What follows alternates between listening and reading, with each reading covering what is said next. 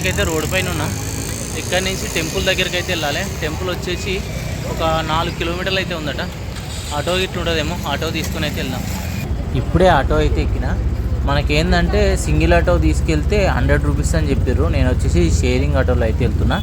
ఇక్కడ నుంచి ఒక 20 రూపీస్ అయితే తీసుకున్నారు. మనం ఏంటంటే ఢిల్లీ నుంచి వచ్చినాం కదా, కొంచెం దూరం అయితే దిగినాం అన్నట్టు.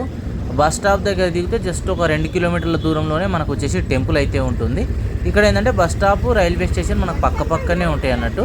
ఒకవేళ మన తెలుగు రాష్ట్రాల నుంచి ఉజ్జయినికి రావాలంటే డైరెక్ట్ ట్రైన్స్ అయితే అవైలబుల్గా ఉన్నాయి. డైరెక్ట్ అయితే మనం రావచ్చు.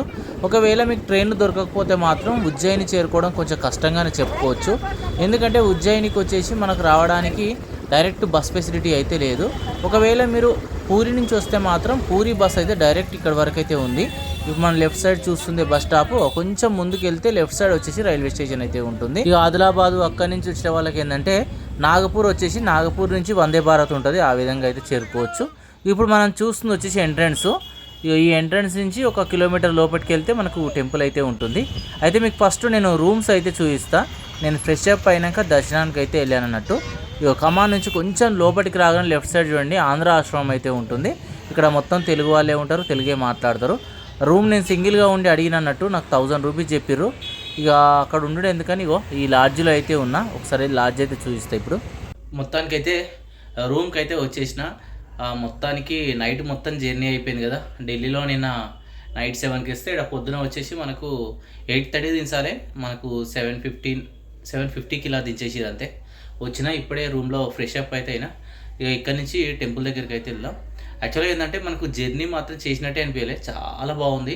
బస్సు కూడా స్పీడ్ లిమిట్ 70, 60 ఈ రేంజ్లోనే వచ్చింది. బస్సు మాత్రం చాలా బాగా అనిపించింది. ఇప్పుడు ఏంటంటే ఇక ఇక్కడ నుంచి మనం వచ్చేసి ఆ టెంపుల్ దగ్గరికి వెళ్దాం. మనకు ఉజ్జయిని మహాకాళేశ్వర్ అమ్మవారిని దర్శనం చేసుకున్నాక అక్కడి నుంచి మనం ఏంటంటే ఇక చుట్టూ కూడా చూడవలసినవి చాలానే ఉన్నాయట. ఒక్కొక్కటి అయితే మనం కంప్లీట్ చేద్దాం పదండి. మన బ్యాగు అవన్నీ పెట్టినా నైట్ వచ్చినాయి కూడా. చాలా పెద్ద బెడ్ అన్నట్టు, చాలామంది వండుకోవచ్చు. ఇలా ఒక 4-5 పడుకోవచ్చు ఈజీగా. ఫ్యాన్ ఇచ్చేసారు. ఒకటి ఏంటంటే ఇక్కడ మెయిన్ బాత్రూమ్ వచ్చేసి అవుట్ సైడ్ ఉన్నది. 2 రూమ్లోకి వెళ్ళి ఒకటి ఇచ్చారు. మనం ఒక నైటే ఉంటాం కాబట్టి ఏదైతే ఇవన్నీ డీటెయిల్స్ అయితే ఇగో ఇవన్నీ అయితే ఇక్కడ పెట్టేసిన. ఇటు సైడ్ లెఫ్ట్ సైడ్ ఒక మిర్రర్ అయితే ఇచ్చారు. ఇక్కడ ఇది వచ్చేసి మెయిన్ వ్యూ. ఈ విధంగా ఉంది చూడండి. ఇటు సైడ్ ఏసీ, లెఫ్ట్ సైడ్ అద్దం ఇచ్చారు. ఇదంతా వ్యూ. ఇక రూమ్ నుంచి ఇప్పుడే బయటకు వచ్చేసి టెంపుల్ దగ్గరికి అయితే మళ్ళీ ఆటో ఎక్కిన. ఒక 20 రూపీస్ అయితే తీసుకుంటారు. ఎక్కి దిగితే వాళ్ళు వచ్చేసి ఇక్కడ 20 రూపీస్ తీసుకోవడం అయితే జరుగుతుంది. మనం వచ్చేసి ఆటోలో అయితే వెళ్తున్నాం చూడండి. మొత్తం చిన్న షాప్స్ అవన్నీ మీకు కనబడుతూ ఉన్నాయి చూడండి. మనకు మెయిన్ రోడ్ నుంచి టెంపుల్ దగ్గరికి వెళ్తున్నాం అన్నట్టు. సత్రంలో ఉంటే ఏంటంటే మనకు 2 పూట్ల భోజనం పెడతారు. అది స్పెషల్గా చెప్పుకోవచ్చు. మనకి ఈ లాడ్జ్లో ఉంటే అవి ఫెసిలిటీ అయితే ఉండదు. ఇక్కడ దించేసిరు. ఇక్కడ నుంచి కొంచెం ముందుకు వెళ్తే మహాకాల్ లాక్ ఉంటుందట. తర్వాత అయితే వెళ్దాం, లాస్ట్లో వెళ్దాం అటు. ఇప్పుడైతే మనం దర్శనానికి అయితే వెళ్ళిపోదాం. ఇక ఇక్కడ నుంచి ముందుకైతే వెళ్ళమని చెప్పారు. నడుచుకుంటా మనం వెళ్ళిపోతున్నాం చూడండి. ఇక్కడ గల్లీలు కొంచెం చిన్నగా కనబడుతున్నాయి చూడండి.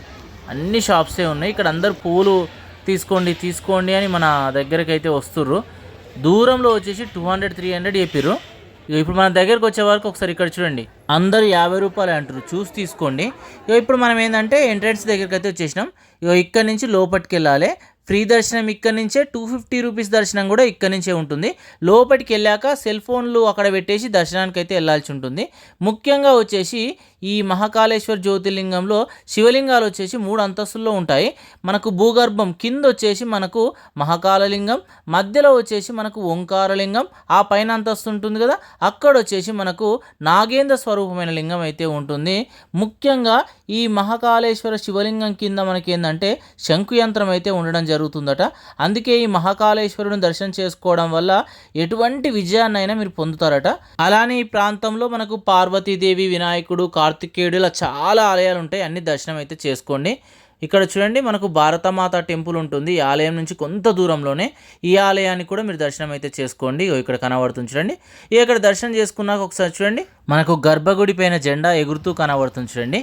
ఇక్కడ దర్శనం చేసుకున్నాక ఇక్కడ నుంచి మనం ఏంటంటే ఈ చుట్టూ ఉన్నాయి అయితే కవర్ చేద్దాం. మనకి టెంపుల్ నుంచి ఎగ్జాక్ట్లీ 1 కిలోమీటర్న్నర 500 మీటర్స్ దూరంలో చాలా టెంపుల్ అయితే ఉంటాయి. ఒక్కొక్కటి అయితే దర్శనం చేసుకుందాం. దగ్గర నుంచి వచ్చేసి రామ్ ఘాట్ దగ్గరికి అయితే వెళ్ళిపోతున్నాం. రామ్ ఘాట్ చుట్టూ కూడా చాలా టెంపుల్స్ ఉన్నాయి. అక్కడికి వెళ్ళాక ఒకసారి ఇంకేమేమి ఉన్నాయో చూద్దాం. మనం వెళ్తూ ఉంటే చూడండి చిన్న చిన్న స్ట్రీట్స్ అయితే కనబడుతున్నాయి చూడండి, కార్లు ఆటోలు కూడా వెళ్తున్నాయి. మరి అక్కడ పార్కింగ్ అయితే ఉన్నట్టున్నది. ముఖ్యంగా ఏంటంటే ఉజ్జయిని మహాకాళేశ్వర స్వామి వారికి ప్రతిరోజు ఏంటంటే భస్మహారతి అయితే ఉదయం 4 గంటలకైతే తప్పనిసరి మనకేంటంటే ఆచారంగా సమర్పించడం అయితే జరుగుతుంది. ఈ పూజ ఏంటంటే మనకు 2 గంటలు అయితే జరుగుతుంది. ఆవు పేడ ఉంటుంది కదా, ఆ పిడికలతోని ఉపయోగించి మనకు నిర్వహించడం అయితే జరుగుతుంది. ప్రస్తుతానికి మనం ఏంటంటే బడే హనుమాన్ టెంపుల్ దగ్గరికి అయితే వచ్చేసినాం చూడండి. అక్కడ వచ్చేసి టెంపుల్ అయితే కనబడుతుంది. ఇగో ఇక్కడ రైట్ సైడ్ అయితే వెళ్ళాలి మనం. ఇగో ఇలా నడుచుకుంటూ కొంచెం దూరం వచ్చిరనుకో లెఫ్ట్ సైడ్ వచ్చేసి మన చెప్పులు ఫోన్లు అన్నీ పెట్టుకునే ప్లేస్ అయితే ఉంటుంది.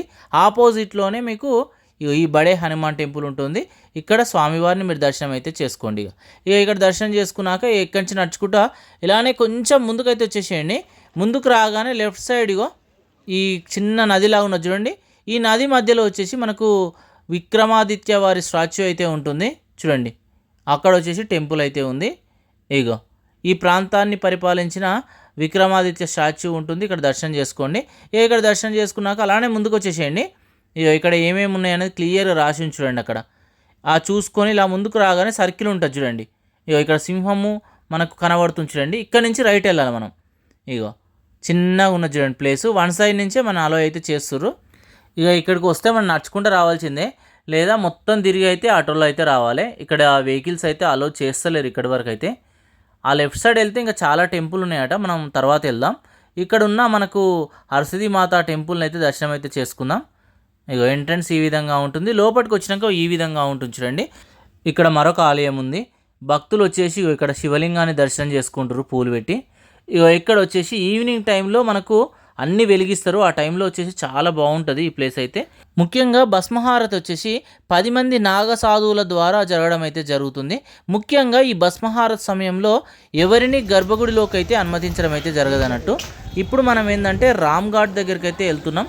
ప్రస్తుతానికి ఆ ప్రాంగణం దగ్గరికి అయితే వచ్చినాం చూడండి. మనం వచ్చేసి రామ్కుండ దగ్గరికి అయితే వచ్చేసినాం. అక్కడ కింద కనబడుతుంది చూడండి నది, అక్కడికి వెళ్ళాలి. వెళ్తూ ఉంటే మధ్యలో వచ్చేసి చాలా ఆలయాలు అయితే కనబడతాయి. ఇలా కిందికి వచ్చినాక చూడండి 2 ఆలయాలు అయితే ఉంటాయి. ఈ ఆలయాలను కూడా మీరు దర్శనం అయితే చేసుకోండి. దర్శనం చేసుకొని ఇలా ముందుకు వచ్చిరనుకో ఈ రైట్ సైడ్లో వచ్చేసి మీకు చాలా ఆలయాలు అయితే కనబడతాయి చూడండి. ఘాట్ పక్క బండి చాలా చరిత్ర ఉన్న ఘాట్ అన్నట్టు. శ్రీరాముడు ఏంటంటే అరణ్యవాస సమయంలో ఇక్కడికి రావడం అయితే జరిగిందట. ఒకసారి ఇక్కడ చూడండి, ఈ ఘాట్లో అత్యంత పురాతనమైన ఆలయం అన్నట్టు. ఈ ఆలయాన్ని కూడా దర్శనం చేసుకోండి. ఇప్పుడు మనం ఏంటంటే ఒక్కొక్కటి చూసుకుంటూ దర్శనం చేసుకుంటూ ముందుకైతే వెళ్తున్నాం. మనం బ్యాక్ సైడ్ నుంచి వచ్చినాం.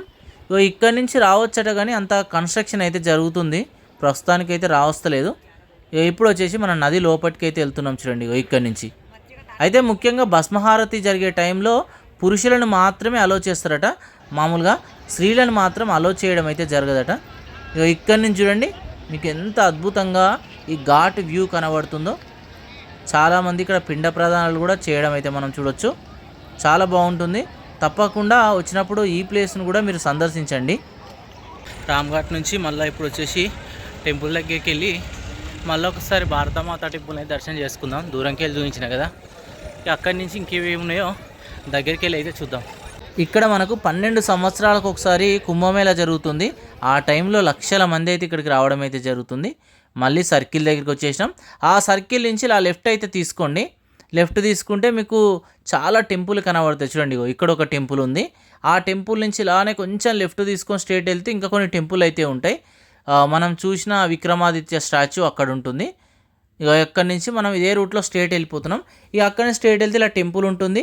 అక్కడి నుంచి ఇంకా కొంచెం ముందుకు వెళ్ళామనుకో ఆటో స్టాండ్ ఉంటుంది. ఆ పక్కనే మీకు చార్ధామ్ టెంపుల్ ఉంటుంది. నేను దర్శనం చేసుకోలే, మీరు చేసుకోండి. పక్కనే ఉంటుందండి, జస్ట్ 50 మీటర్స్. ఇక్కడి నుంచి నది చూడండి ఎలా కనబడుతుందో. ఇక అక్కడి నుంచి నడుచుకుంటూ వస్తే ఒక బ్రిడ్జ్ కనబడుతుంది చూడండి. ఈ బ్రిడ్జ్ నుంచి కూడా లోపలికి వెళ్ళొచ్చట. బట్ ఏంటంటే నేను అడిగితే నా దగ్గర బ్యాగ్ ఉంది, బ్యాగ్ ఉంటే అలో చేయరట. బ్యాగ్ లేకపోతే దర్శనానికి ఇక్కడి నుంచి కూడా వెళ్ళొచ్చట. వ్యూ వచ్చేసి చాలా బాగుంది కదా. ఇక ఇక్కడ నుంచి మళ్ళీ బ్యాక్ వచ్చేసిన. ఇక బ్యాక్ వచ్చేసి మళ్ళీ టెంపుల్ దగ్గర రాగానే ఇక్కడ మరొక టెంపుల్ అయితే కనబడుతుంది చూడండి. ఈ టెంపుల్ కూడా చాలా శక్తివంతమైంది.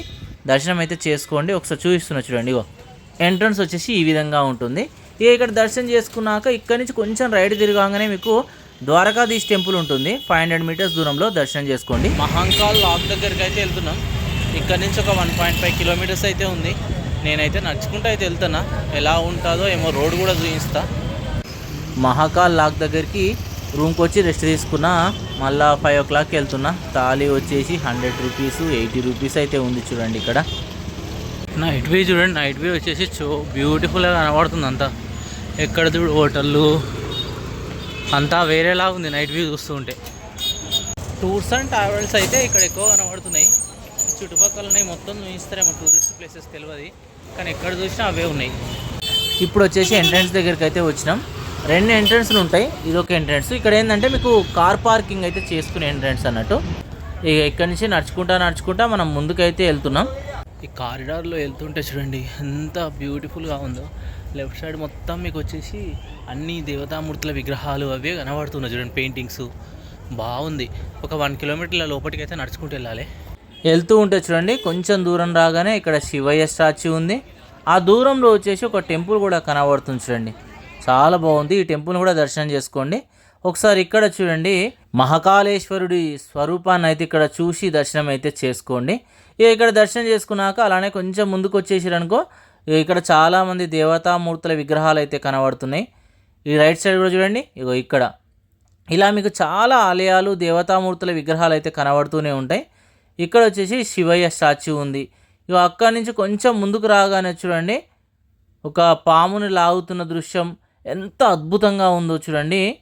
మనకి కారిడార్ని వచ్చేసి 2022లో ఓపెన్ చేయడం అయితే జరిగింది. ఒక్కొక్కటి చూసుకుంటూ ముందుకు వెళ్తున్నాం. ఇక్కడ చూడండి ఒక అద్భుతమైన శిల్ప ఆకృతిని అయితే మనం చూడవచ్చు. చాలా స్తంభాలు అయితే కనబడుతున్నాయి. ఒక అద్భుతమైన నిర్మాణ శైలిలో అయితే ఈ కారిడార్ని నిర్మించడం అయితే జరిగింది. ఇక అక్కడి నుంచి చూసుకుంటూ కొంచెం ముందుకు రాగానే చూడండి ఇక ఇక్కడ వచ్చేసి మరొక అద్భుతమైన దేవతామూర్తుల విగ్రహాలు అయితే ఉన్నాయి. ఇవన్నీ దర్శనం చేసుకుంటా మీరు ఇంకా కొంచెం ముందుకు వచ్చిరనుకో మరొక అవతారం అయితే కనబడుతుంది చూడండి. శివయ్య ఇక్కడ దర్శనమిస్తుండు. అన్నీ చూసుకుంటూ ఇంకా ముందుకు వచ్చేసేయండి. ఇలా మీకు ఏంటంటే ఎక్కడ చూసినా ఇలా దేవతామూర్తుల విగ్రహాలు అయితే చాలా కనబడతాయి.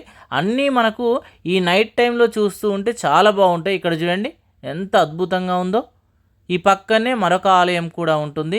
చాలా విగ్రహాలు ఉంటాయి ఈ కారిడార్లో. అవన్నీ చూసుకుంటూ ఇక లాస్ట్కి వచ్చిరనుకో 7 o'clock వచ్చేసి ఇక్కడ మంచి ఆ ఫౌంటైన్ ఇలా షో ఉంటుంది. ఈ షోని అయితే వీక్షించండి, చాలా బాగుంటుంది. ఒకసారి నైట్ టైం వ్యూ చూడండి.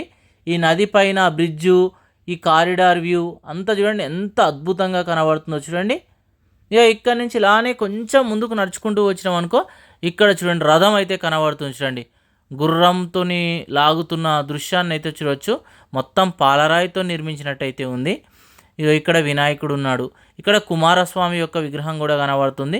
ఎంత తేజోవంతంగా మనకు దర్శనమిస్తున్నాడో చూడండి. ఇక్కడ గణనాథుడి విగ్రహం కూడా మనకు దర్శనమిస్తుంది. ఇప్పుడు మనం ఆల్మోస్ట్ కారిడార్ని మొత్తం చూడడం అయితే జరిగింది. ఉజ్జయినిలో చూడవలసిన ప్రదేశాలు చాలానే ఉంటాయి. ఆల్మోస్ట్ మీకు టెంపుల్ సరౌండింగ్లో ఉన్నాయి, అన్నీ క్లియర్గా అయితే చూపించాను. చూసి టూర్ ప్లాన్ చేసుకోండి. Thank you.